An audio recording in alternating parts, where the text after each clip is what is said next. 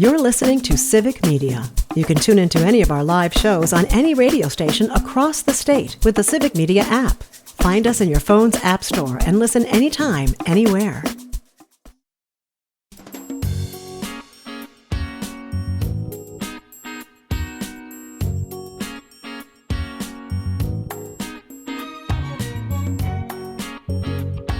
Live across Wisconsin on Civic Media, you're listening to Mornings with Pat Kreitlow, powered by Up North News. Now, from our Lake Wissota studio, here is the founding editor of Up North News, Pat Kreitlow. Well, hey there, Wisconsin. Good morning. It is 6:06 on this Wednesday morning, May 21st, 2025. Another beautiful morning to have you here up north, albeit a little damp, live from Lake Wissota, from wherever you're spending your mornings, listening across the Civic Media Radio Network, or on the app, or on social or by podcast. We appreciate you starting your day right here. I've got a question for you. Was it not spring when I left here about 2 weeks ago for that trip? It did stay nice for a little while, didn't it? Before we got this, whatever this is. And Tony right away is commenting on YouTube. Hey, 2 days in a row with Pat. Tony. That's actually a very good point because I'm only here for a few days next week too. Anyway, it was filling up the gas tank, taking the groceries out to the car. It was like a sideways rain, cold blast, the likes of which you'd almost prefer some winter weather, but it was very much March-like out there. And I guess we're getting that for the entirety of the day again today, but we will talk to meteorologist Brittany Merlot and get her full state forecast and updates coming up in just a bit. Coming up on the program today, and now yesterday was admittedly getting back in the saddle, jet lag, talking about vacation, not really wanting to dwell too much on all the news that I missed, but we're definitely back in the swing of things here. We are starting today, tomorrow, and Friday a second round of interviews with the candidates who want to be state chair of the Democratic Party of Wisconsin. Ben Wickler is leaving. There are three gentlemen who would like to win that post at next month's State Democratic Party convention. We will talk to Devin Remaker today, Joe Zepecki tomorrow, William Garcia on Friday. And by the way, Ben Wickler had stayed out of the race at first. He has made an endorsement. And Devin Remaker is going to be talking about that with us coming up in our 8 o'clock hour. At 7:30 in our weekly homeroom segment, where we talk about public education, we're going to talk about the Assembly Education Committee with one of the Democrats on the committee, Christian Phelps, the new state representative from the Eau Claire area, and formerly with the Wisconsin Public Education Network. So he knows a thing or two about education and what things like the Assembly Education Committee should be working on, and kind of aren't right now, as Christian will tell us. Melissa Baldoff will have our weekly climate check, all about the price tag of Donald Trump's big, beautiful bill. And by price tag, I mean all the savings that are going to be lost in moving toward a cleaner and greener economy. We'll talk to Melissa Kay from our station in Wisconsin Rapids, James Kelly from our station in Chippewa Falls, and Earl Ingram talking about what he's working on for stations in southeast Wisconsin. So we've got a real whip around of civic media talent today to tell you all about. And, of course, you're welcome to join us throughout the show as well. Our number is 855-75-CIVIC, 855-752-4842. That's also the number where you can send us a text message, and you can call or text us from the Civic Media app. Or you can just get in the comment sections of Facebook or YouTube. That, again, would be the Up North News Facebook or YouTube pages and the Civic Media Facebook or YouTube pages, and put some comments out there. Tony puts many up there from Ashland up on YouTube, and he asks, no more cultured European Pat? I mean, Greg Bach is here, and I'm not going to say I'm not ever going to be cultured again. I didn't feel like I had my pinky up in the air while I was sipping my coffee yesterday, Mr. Bach. Did I come off as too cultured? You came off as very pro-Europe. You were like, light rail and tea times and... Oh, I'm sorry. Universal health care, you commie. I should have explained that I would have been all for those things long before going on this latest vacation, and still very much am. How are things in Radio Park today? Quiet. Very quiet, Pats. They are, aren't they? I know. It's always quiet here. It's just me and Don Rosen. We're always just we're the workhorses who open this shop. That's true. Well, how about if I get you some company? Sure. Okay. Is there somebody in the room that I don't know about? Yeah. In fact, somebody in Madison is liable to turn on a camera in, what's that studio called? Is it A2? It's A2. It's pronounced A2. A2. It's called A2. Yep. And on the screen it says here Luke and Parker. I don't see any Luke Mathers, but I do see. Oh, there's Luke peeking Just out. He's hiding. creeping into frame. I know he's hiding behind the show logo with my face on it and just kind of drifts out there like we're a little two-headed monster. But Parker is here. Parker Olson, right? Yes, sir. All right. Hey. Wait. Hold on. Uh-oh. Yes, Greg. Parker. Yeah. Peter Parker. Olson. Jimmy Olson. You have the most comic book name ever. It's pretty close. I've gotten Peter Parker a lot. Yeah. Well, let's get the question. Let's get the proper answer. Parker Olson, you say? Olson, Olsen. I'm an EN. You're an EN. Oh, I'm sorry. We've checked the answer. No, that's judges that say. Yeah. Oh, there. Sorry. Seriously, we have an expert on this now. What's the difference, Parker, between Olson and Olson? EN and ON. I don't know. Oh my gosh. I thought you guys were like all in the club together and you just No, decided to go one way or the other on this thing. I've met plenty of Olsons with the ON, and I think they're wrong. That's just how it is. I always feel like Olsons with the EN are like even more Scandinavian. Like, is there something like I have a Viking boat in my backyard right now if you want to try to test my bona fides? Well, not quite that bad, but definitely am Norwegian, yeah. Yeah. Let's get the, well, actually people going, why? What is it? Parker is joining the show here and is going to be helping engineer and produce this thing because Greg Bach, as handsome and capable as he can be, if you're familiar with the Ed Sullivan Show and the old skit of keeping all the plates spinning on the sticks, we have been asking this man to spin way too many plates on way too many sticks for way too long. And Greg, help has finally arrived. We got somebody new to play with in the sandbox here. You know what that means? What? I'm just going to play every sound effect before I leave. You're not. You're not leaving. Well, you're still here. I'm not going to be here this early. Well, ever? Oh my God, we're not doing this right now. My goodness. I feel like I'm explaining the birds and the bees to a child right now. What? What do you mean? That's not what my memo said. But anyway, let's get the full Parker Olson story, where you're from and what brought you to Civic Media. Yeah, yes, sir. So I'm actually from Madison, Wisconsin. I went to La Follette High School right here in the area. Then I went to UW Whitewater, just graduated on Saturday. Graduated with a degree in journalism, some electronic media stuff. Yeah. Yeah, sorry. Again, the sad trombones would come in. But yeah, I'm sure journalism degree, I'm sure it's great. Yeah. Hey, Parker, congratulations on graduating. Yes. Well, thank you. Yes. Yeah, So- really excited to get going. All right. Anything else about family history, local history, hobbies? Medical history. Imprisonments? Medical history, yeah. So, folks, Please, no HIPAA violations. no, okay, All fair right. enough. Parker, nice to have you here, and I'm sure that with Luke Mathers as your handsome and capable instructor, you will be mastering this board and this program in no time at all. There you go. Thank you, All sir. right. So we'll look forward to hearing more from Mr. Parker along the way. Here's Brittany's state forecast for today. The massive low pressure system heads east today, but still wraps around some dreary and damp conditions, she writes. So we're stuck with below average temperatures now. Warmer weather is on the way for the weekend. Although I'd say warmer by comparison. Let's not call it warm weather on the way. But for today, scattered drizzle and on and off rain. Temps across the state today, highs will be in the 50s statewide. Northeast winds still at 10 to 20 miles an hour. That's wind chill weather, folks. Tonight, mostly cloudy still. The lows tonight in the upper 30s up north, low 40s in the southern part of the state, and a north wind at 5 to 15 miles an hour. It's 44 degrees here in Chippewa Falls right now. We have a daily newsletter that we put together at Up North News. You can sign up for it at upnorthnewswi.com.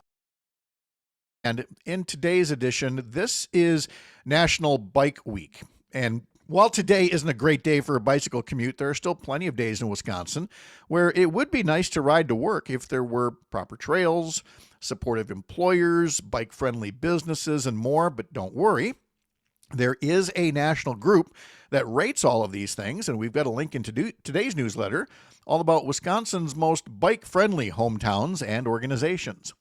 And for those of you who'd rather stay behind the wheel, have you ever wondered how much it costs you literally to sit in traffic? You can read about the expense of traffic jams in today's edition.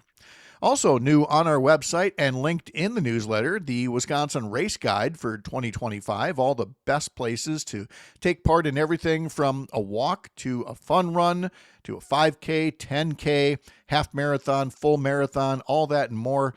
Check it out on our website, upnorthnewswi.com. Click subscribe up in the top banner, and you can be part of our daily newsletter, as well as the weekend edition that I put out on Sunday mornings, where our question of the week deals with how many valid political parties, the kind that actually have a chance of winning, how many would be the right number to have in this country? Are you happy with the two-party system? Do we only need one good third-party option?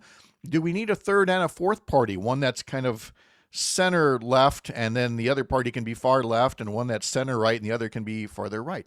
Do you want more parties than that? Some that focus only on things like, the environment or on other social issues or immigration, things like that. So we're getting a nice range of answers from people everywhere from, 2 parties to 5 parties that they'd like to see out there in the country. And I mention all of it having come back from that trip in Portugal last week where they had elections. They have 10 parties. And it's very tough for the voters to give a clear mandate for any single direction out there. So we're not crazy about the two-party system all the time, but it might be possible to have too many options out there on the ballot as well. So that's our question of the week in our weekend newsletter that you can sign up for again at our website, upnorthnewswi.com. Well, break up the Brewers, their first 3-game winning streak in 2 weeks. Logan Henderson recorded 7 strikeouts for the Brewers in 5 shutout innings, and there were home runs from Bryce Durang, Sal Frelick, and Rhys Hoskins as the Brewers beat Baltimore 5-2 last night. It's, again, the Brewers' first 3-game winning streak in 2 weeks, and Baltimore is now at an 8-game losing streak, and the Brewers will go for the sweep. Coverage will begin this morning at 11:35. On stations in Richland Center, Oshkosh, Racine, Kenosha, Park Falls, and Hayward. So a little matinee baseball today, Brewers and Orioles, before the Brewers hit the road again for a weekend series in Pittsburgh. Let's see, and I understand the conference finals have begun in the NBA. And again, I'm as surprised as anybody that the Minnesota Timberwolves have made it this far, but they are in the Western Conference Finals playing the Oklahoma City Thunder. And the Oklahoma City hosted and won game 1 of that series last night, 114-88. So there's a little update on sports and on weather. And a reminder that coming up in just about 15 minutes or so, we've got Dan Shafer on. He joins us now Tuesdays at 8:30 and then sticks around for a while, a little bit of overtime where we continue the conversation. And so we'll be playing back some of that for you coming up in just a little bit. But after the break, we're going to hear from we're going to hear from Sharita Booker, our social media manager, about some of the more popular stories that we follow. And for this week, we'll break the mold a little bit, and instead we'll talk about posts that give you an idea of things that you can do around Wisconsin coming up this Memorial Day weekend. From the heart of America's Up North, live from Lake Wissota, thank you for making this the place to spend part of your mornings. I'm Pat Kreitlow, and this is the Civic Media Radio Network.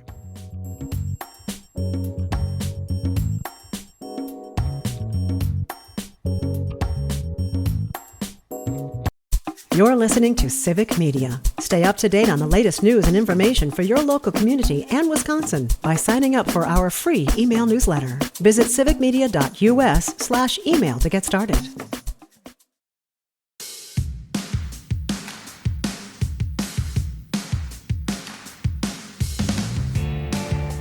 Well, I'm back, but I'm still getting my sea legs, if you will, and so thankfully Sharita Booker is here. Now, because I've been off, we haven't really been monitoring a lot of the posts as far as what's popular and whatnot.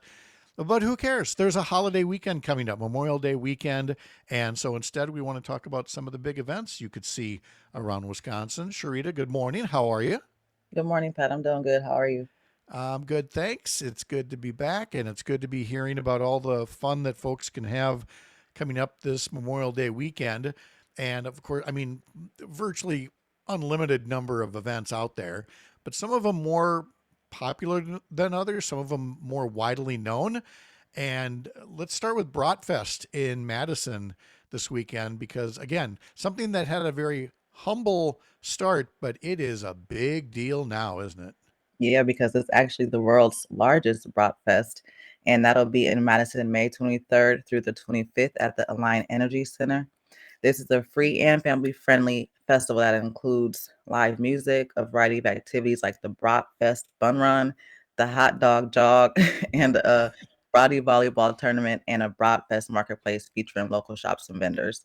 Kids can also enjoy the Kids Zone that includes inflatables and a petting zoo. And the best part is every Brought You By supports over 100 local charities with more than $2.7 million raised to date.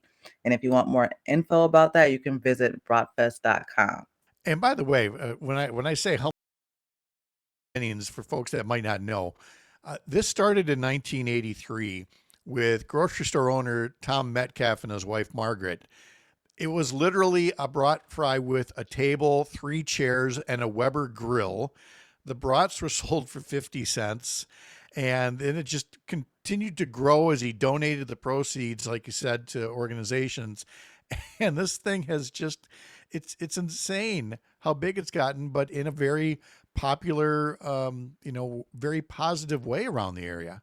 Definitely. And that is supports local charities. That's the best part. Stay in the community. And the same can be said for the next event we're going to talk about, the Chippewa Valley Century Ride. This is for, and I say this with love, folks, this is for weirdos like Kristen Lyerly, who loves to talk about how she'll just, on some random Saturday bike 100 miles. So if you want to bike 100 miles, you can, but they're thankfully are shorter courses for the rest of us mere mortals, Sharita. The 39th annual Chippewa Valley Century Ride is rolling through Chippewa Falls on Sunday, May 25th, and you can choose from 35 to 100-mile routes that take you through farms, forests, and rolling hills. The ride starts and ends at the Northern Wisconsin State Fairgrounds with rest stops and support vehicles along the way, just in case. And after the ride, they'll have another bratwurst feast with soda and beer. Registration is $65 through May 23rd and $75 on site. All proceeds for that event will go to local charities, parks, and youth programs. And if you want more details or you want to register, visit cvcride.org. cvcride.org for that. And yeah, I mean, there's great trails here. I'm right off the old Abe Trail.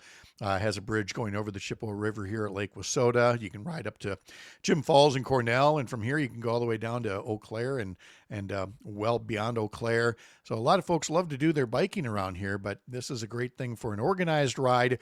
Again, if you don't want to do the 100 miles, there's 35 miles, 50 miles, 75 miles, and beautiful routes all the way around. So now we'll head to your neck of the woods for Veterans Park in the Milwaukee area. And the IKEA Family Kite Festival is part of Gift of Wings. Tell me more about that. Yep, it's their 38th annual Gift of Wings Family Kite Festival, and that'll be held Saturday and Sunday, March 24th and 25th. The grand launch kicks off at noon both days. At noon both days, where over 100 or 600 kites will fill the sky. There will be performances by world-renowned kite teams, including the fabulous Windjammers from Detroit and the Chicago Fire kite team. Kids can participate in the Mad Dash, where the first 100 children receive a free kite to launch together. And if you want more details about that event, visit giftofwings.com. You've been to this event previously? Yep, I've taken my kids twice now, and it's right on the lakefront, so it's super windy, perfect place for a kite, not a lot of trees, and it's super fun. And you see all like the big kites, the different kites, like it's a blast. Okay, but as a spectator only, or did you bring did you or the kids bring kites along too? My kids brought kites. Okay, you know where I'm going with this is how is your kite flying ability? Not too shabby. Like I'm not a Okay. bad kite flyer. Like I think I've done it enough in my childhood that I'm pretty good. Okay, well, good. That's what I wanted to hear here. You think you might go this time around too, or do you have other Memorial Day weekend plans? I'm probably going to go. I already sent the link to my partner because I'm like, let's do it again. All right, that sounds great. And guess what? If at that event, like the other two, you can get brats. So I Right. think we all understand what's on the menu for this coming holiday weekend. Sharita Booker, thanks so much. Good to talk to you. We'll see you later. Bye, Pat. I have to say that my own kite flying is definitely in the Charlie Brown category with the infamous kite eating tree that he had in the comic strips. I don't have nearly the experience with, but you being down by Kenosha again, by the lakeshore there, it's got to be a fantastic place to fly kites. I have to assume that my kite flying skills are as much as I stand next to a person flying a kite and say to them, "You're doing a great job. Keep going. Don't let anything stop you." I don't get on the field at Lambeau. I'm still a fan. There you go. Still right See? there saying that. Mhm. There you go. Speaking of fans, how would you like to see some free tickets to see the Milwaukee Brewers at American Family Field? Just be a listening to your favorite Civic Media shows, maybe like this one, on Fridays throughout the baseball season. Listen for keywords throughout the day, and then text in the keyword for a chance to win a 4-pack of Brewers tickets, club level seats. These are wonderful seats. You are going to want to win these tickets. Complete contest rules can be found over on the Civic Media website. That, of course, is civicmedia.us. There's a lot still ahead coming up on this Wednesday morning. We will be talking a little bit with Dan Shafer, and then afterwards we'll talk about how Congressman Derrick Van Orden had claimed to be an independent voice for veterans and would position himself standing up against budget cuts that would hurt veterans. But after stiff-arming constituents and refusing to hold town halls, the only voice he seems to be hearing is the guy in the White House who wants massive cuts to the VA. We'll talk much more about that coming up here, live from Lake Wissota on the Civic Media Radio Network.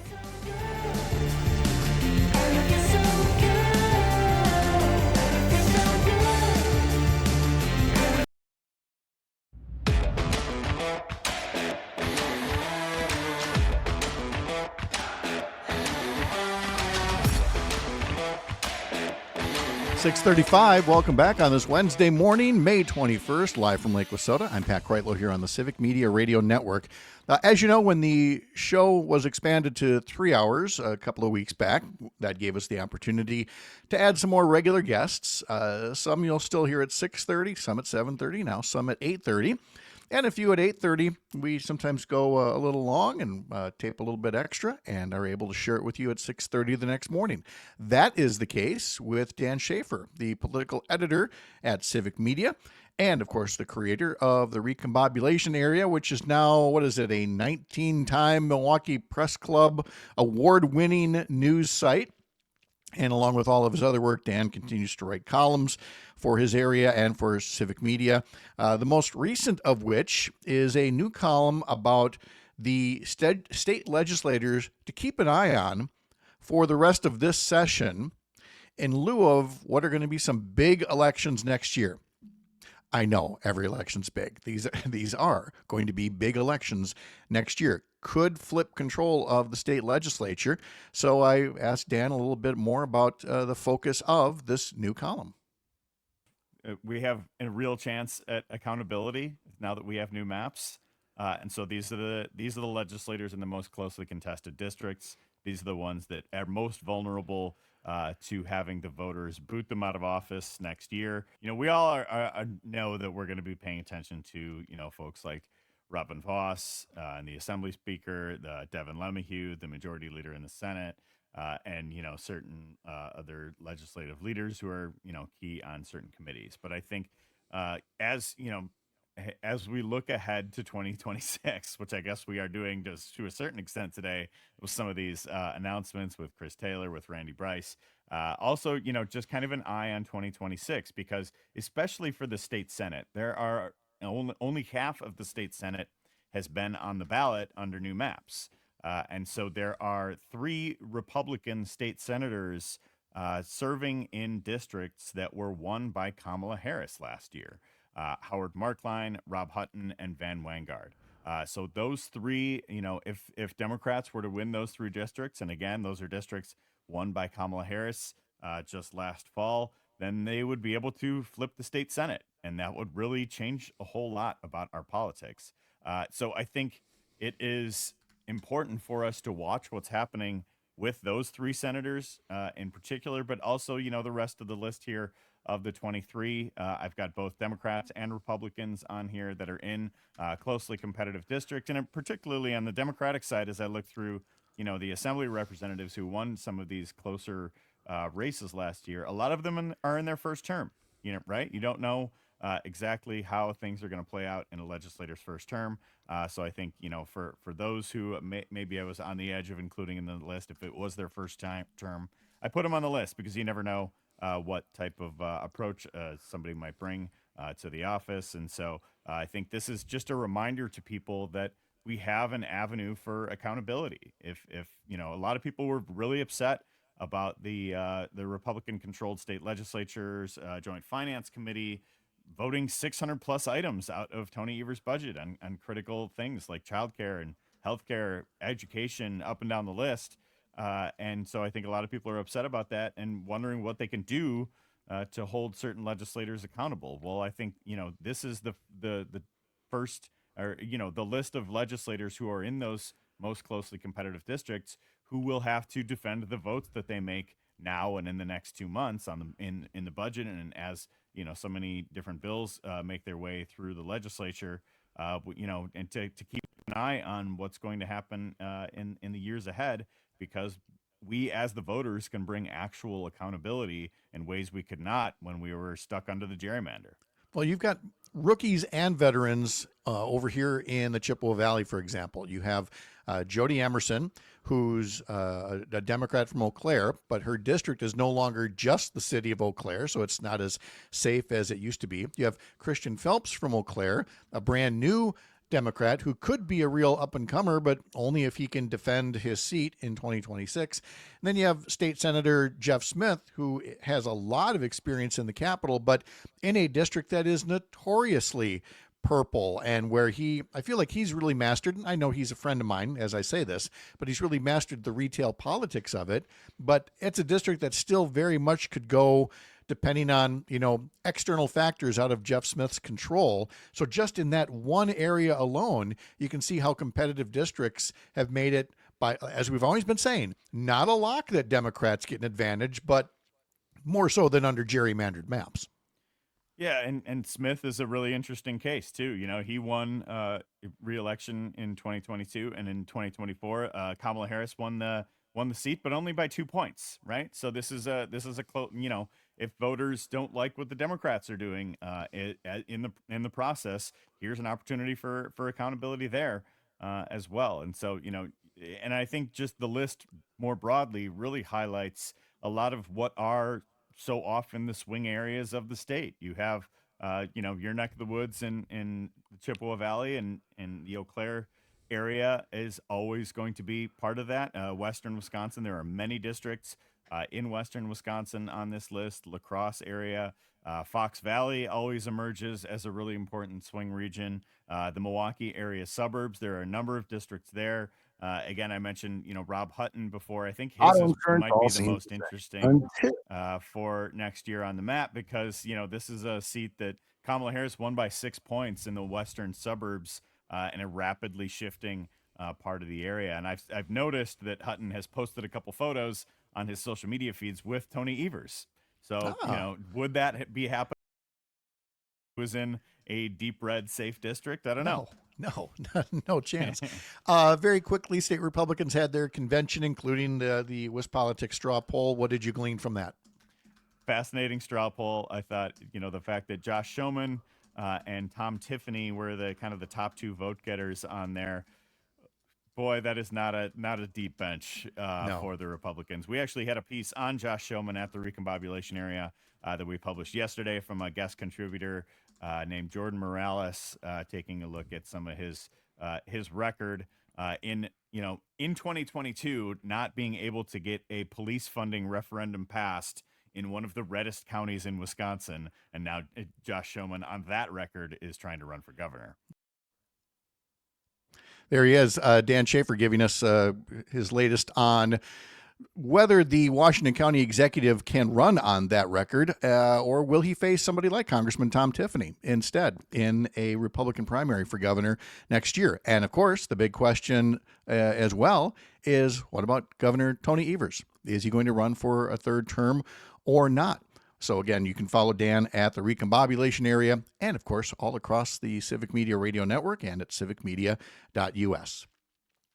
All right, one of the stories that happened while I was away and just wasn't sure I wanted to get into things right away, so that's why we're talking about it today, deals with the congressman from western Wisconsin, Derrick Van Orden, a former Navy SEAL, the guy who said he was going to be an independent voice. You hear that all the time. I'm going to be an independent voice. And he was going to be it for veterans and stand up against budget cuts. We have heard him quite literally yelling, almost screaming at people that the cuts that are being planned for the VA, the cuts that are being planned for SNAP, nutritional assistance, that these things aren't going to hurt real people, that it's only going to be cutting the waste.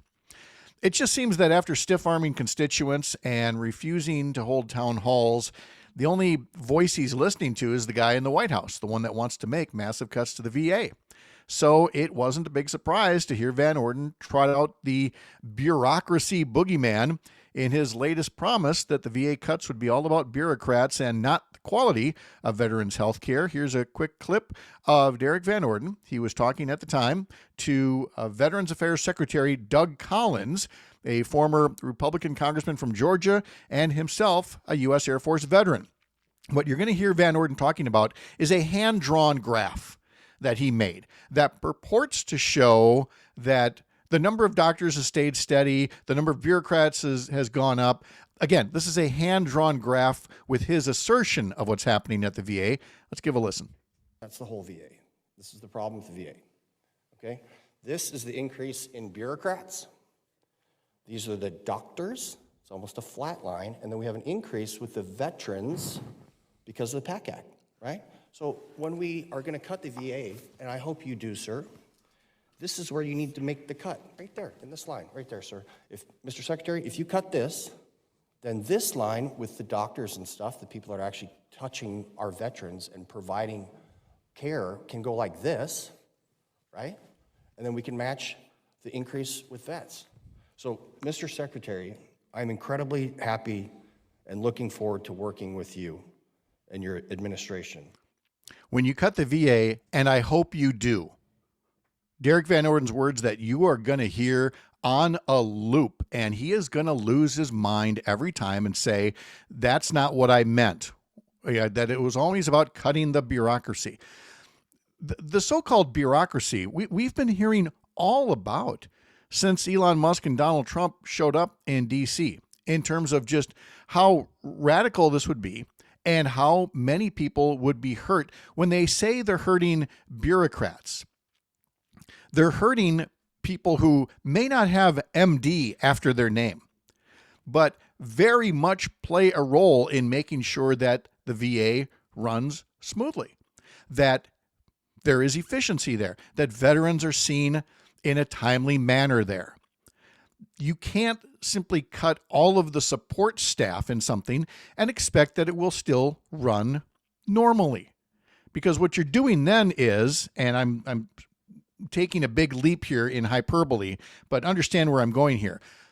We're not asking doctors to start scrubbing the toilets as well, okay? And when you think, well, I'm cutting this one janitorial position and I'm cutting this one assistant director position. Those positions were there for a reason, and they weren't there just because, George needs a job, so we're going to create a position, and then every VA hospital is going to have it. Government runs best with people who are engaged in the notion of public service.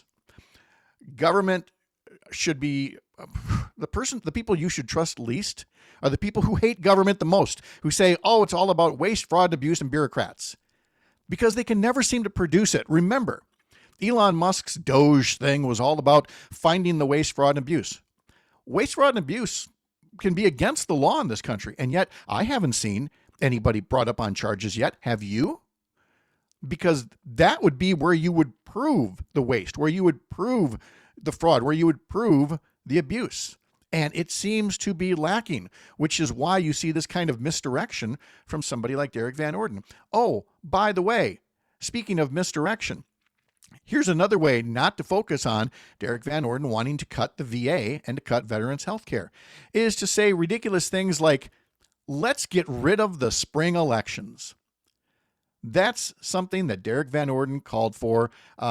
It would require an amendment to the state constitution, but when he was asked recently about why Republicans didn't do well in the most recent spring elections, he said, Republicans don't vote, period. We just don't vote in spring elections, Van Orden said. According to a Wisconsin Public Radio story, I think they should get rid of that, he said, and fold it into a midterm or a 4-year cycle. There is exhaustion from the previous election, and it's just not functional.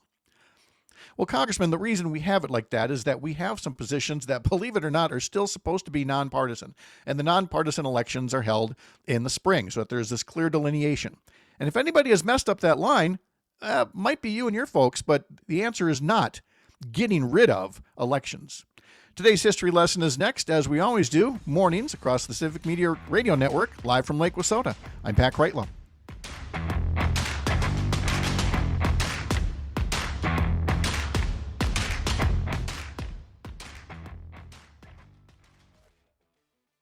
You're listening to Civic Media. Find the latest news, information, and archives of all your favorite shows on the Civic Media website, civicmedia.us. Well, you know you make me wanna shout, kick my heels up and shout, throw my hands up and shout, throw my head back and shout, come on now. Welcome to today's history lesson for this May 21st, 2025. Where we are joined, as always, by Melissa Kay from 97.5 WFHR and 105.5 WIRI in Wisconsin Rapids. How is Melissa today? I am excellent. How are you? Great. You've all recovered from the wonderful play that you were working on, directing, and Yeah. Oh, it was so much fun. Good. that's awesome. I'm so proud of my cast and crew. They did awesome. Do you have a next project in mind already? I'm getting a pigeon. What? Wait a minute. I'm sorry. Again, if I had like unlimited sound effects in front of me, this one would have been like the brakes being slammed on or the needle being dragged across the record, and say, "What?" I'm getting a pigeon a play that you're directing?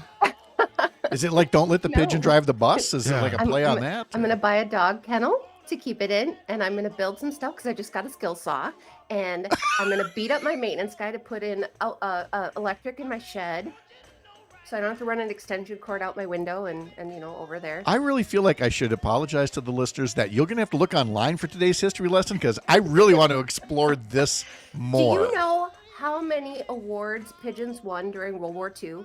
200. 32. Oh, I was way off.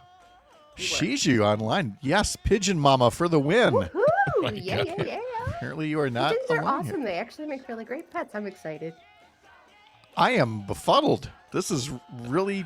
I did not see this coming at all. Not it. You asked. Your excitement It's true. is palpable. She's right. You did ask. I know, and I'm loving it. This is great. Ronald Isley is 84 years old today, from the Isley Brothers. The American Red Cross was established by Clara Barton on this day in 1881. Happy birthday to singer Leo Sayer. He is 77 years old today.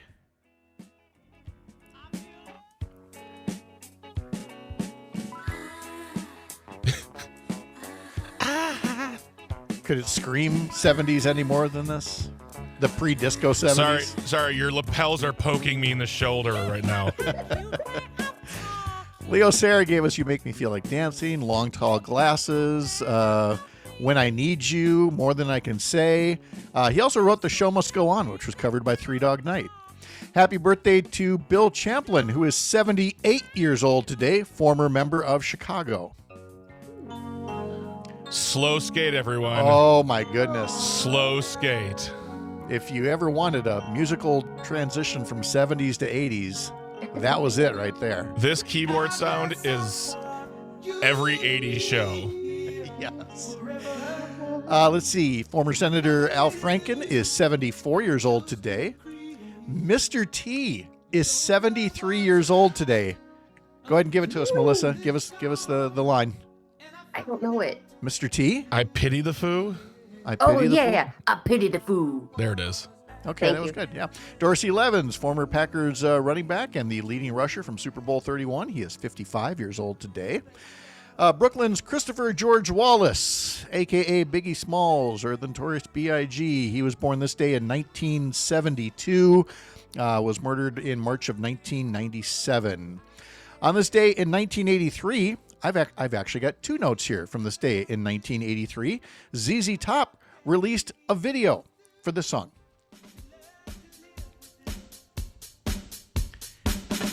And I'll just tell you now, rather than waiting for the singing, because I know you're imagining it. If you know anything about ZZ Top videos, this video for Gimme All Your Lovin' marked the first appearance of the Eliminator, Billy Gibbons' 1933 Ford Hot Rod, that would appear in multiple other ZZ Top videos and become associated with the band. ZZ Top's so good. Yes. It's just every record, even their 80s stuff, people can be like, oh, 80s bands are terrible when they were in the 70s and like they get like more processed and whatnot, but they just stayed a great rock and roll band. Mm-hmm. That was this day in 1983, and the number one song that day was by David Bowie. Oh my gosh. Okay. Wow. Okay. We're just We're not pausing on ZZ Top.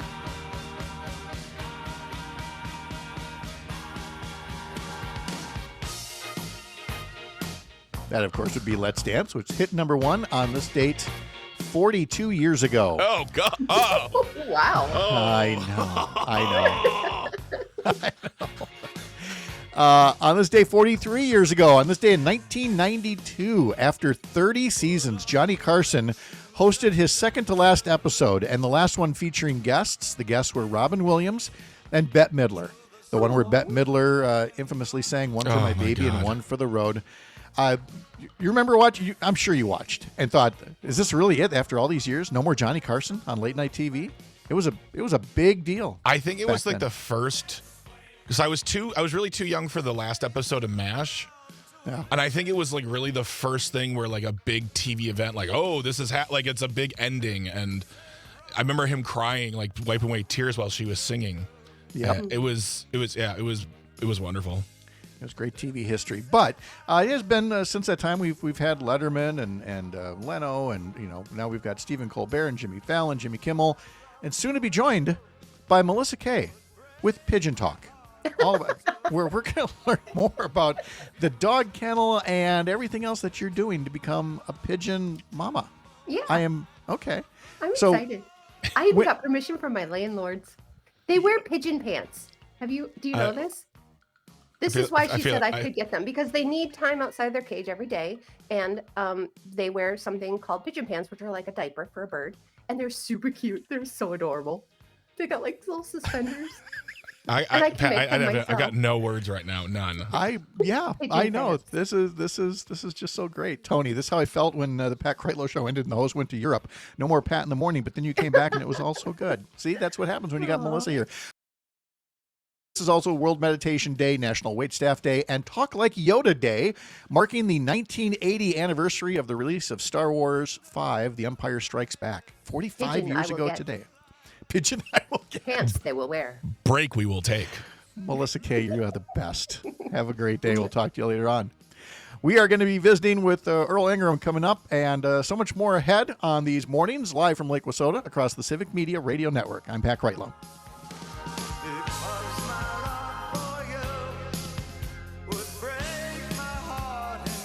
The national news cycle never stops, but it can be hard to find news about your local community. Civic Media is dedicated to providing quality local and state news coverage across Wisconsin. With the Civic Media app, you can get notifications about local stories that matter to you and your community. Find the free Civic Media app in your phone's app store and choose notifications from the menu to tell us what kind of news you want to hear about.